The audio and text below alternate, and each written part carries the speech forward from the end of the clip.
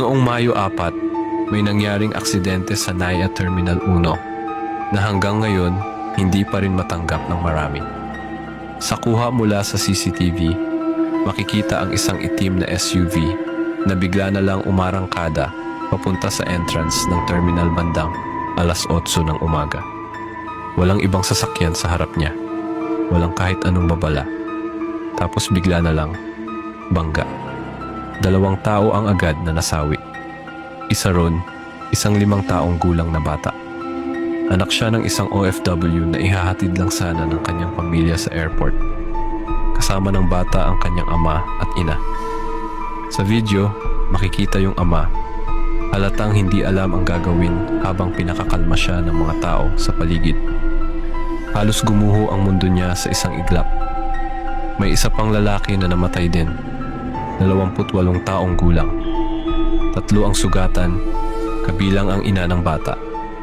Dinala silang lahat sa ospital. Napilitan pa ang mga rumesponding tauhan na gumamit ng forklift para maalis yung SUV at maiahon ang mga biktima na naipit sa ilalim. Ang sabi ng driver, nagpanik daw siya. Paalis na raw siya ng terminal nang may dumaan umanong sasakyan sa harap niya. Kaya imbis na preno ang naapakan niya, accelerator raw. Pero nung ni-review yung CCTV, wala namang dumaan na sasakyan sa harapan niya.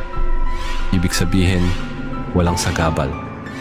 Wala ring dahilan para bigla siyang sumugod ng ganun.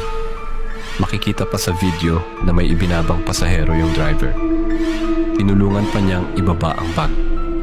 Pagkatapos noon, habang papasok na yung pasahero, bigla na lang umarangkada paabante ang sasakyan at bumangga sa mga tao. Nakikiramay tayo sa mga naulila, lalo na sa pamilyang nawalan ng anak. Walang kahit anong paliwanag ang sapat para mapawi ang sakit ng ganitong klaseng pagkawala.